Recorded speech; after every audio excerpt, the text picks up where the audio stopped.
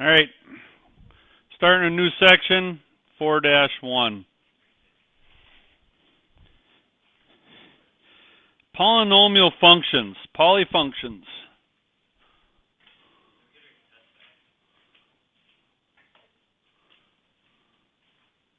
When I'm done with them.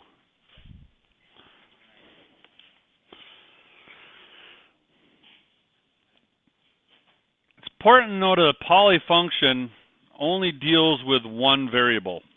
All right, if you had two variables to it, cx squared plus dx plus,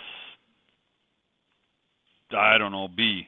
All right, you're working with several different variables on this. This is not a polyfunction right here. A polyfunction would be something like this: 2x squared minus 3x plus 4. All right, just to throw one out there. It only deals with one variable. That's a polyfunction. That's important to know right off the bat.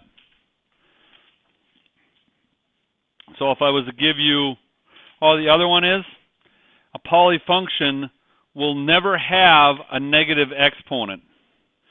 You won't see something like this: 2x squared minus 3x to the negative 1 plus 4. This is not a polyfunction. All right? You would see that in there something like this: 2x squared minus 3 over x plus 4. All right? Since this x is down in the denominator, it is a negative exponent, so this would not be a polyfunction either. All right? Those two things you look for: no negative exponents and only one variable in there. Those are polys.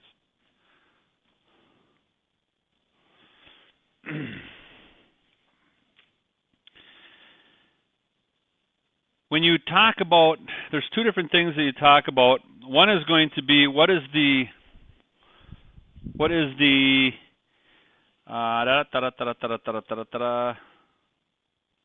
degree of the poly. This is degree of poly. What that would be is if I had, let's say, x to the fourth plus 3x squared plus 2. My degree in this poly is going to be the largest exponent in the poly. All right? So if I look at this, my degree in this case is going to be 4 for this poly. And it is a poly because we have no negative exponents and we only have one variable. So it is a poly. It's a degree of 4. I'm going to just throw a number out in front of it. Let's call it 2. If you don't remember from working with variables, the number that's out in front of a variable is called a coefficient.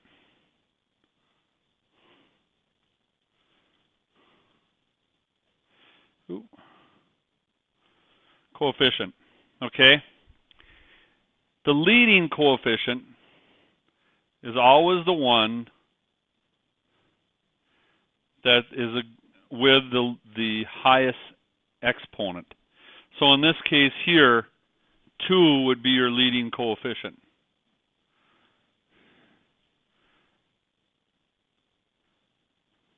That just helps you to break down the polynomials. You will get questions like that. What is my leading coefficient? What is my degree for that poly? Okay.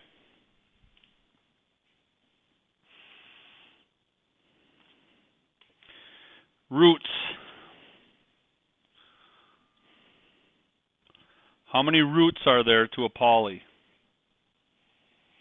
And a root would be, let me give you an example. How many roots to poly? If I was going to say x minus 2 equals 0, my root for this polynomial is x equal to 2. How many roots are there? That's an x. 1. What's our leading exponent? 1. X squared plus 4x plus, let's make this a minus. I'll make this a minus. Do I want 4 there? I don't know if I want 4 there yet. Let's say minus, I'll make this 3x. I'm doing this on the fly. Minus 15. No. 10. Doing it on the fly. If I was going to factor this out, I'd look for what's going to give me a difference, since there's a negative here. This is the difference, 5 and 2, right? x5, x2. My largest number then would get whatever this sign is. Since it's a negative, that's what we're going to give, and the other one's going to be a plus. My root here would be 5, and my root here would be negative 2. How many roots do we have of this? 2. What's my leading exponent? 2. Start seeing the correlation. Your leading exponent is going to be, or your leading, your degree is going to be the number of roots. Hope so.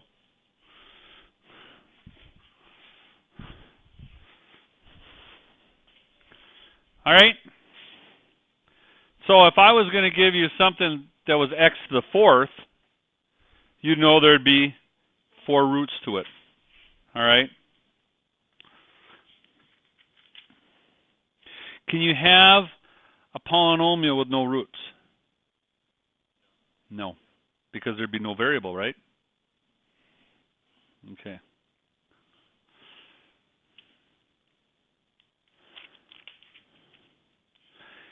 You guys have your books?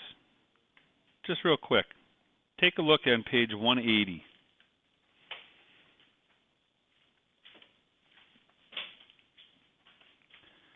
You're going to see some graphs, degree 1, degree 2, degree 3, degree 4, degree 5.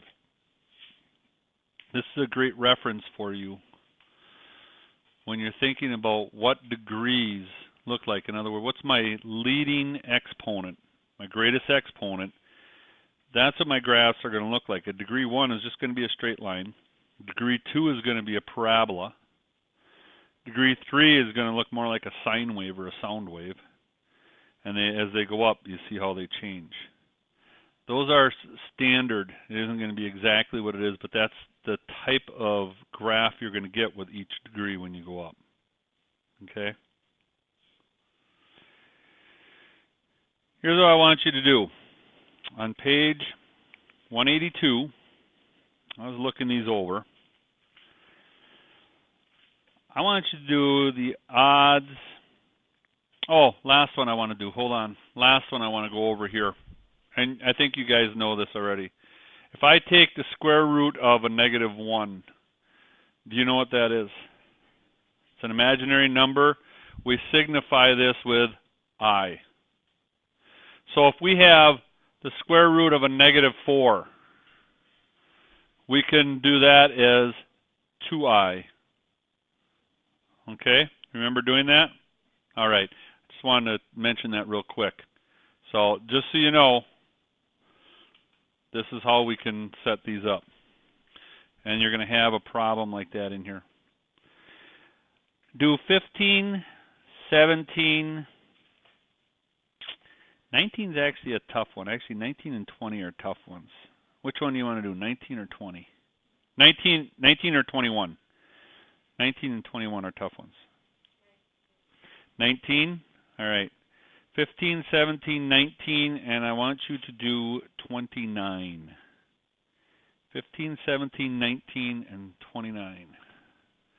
15, 17, 19, and 29. Page 182.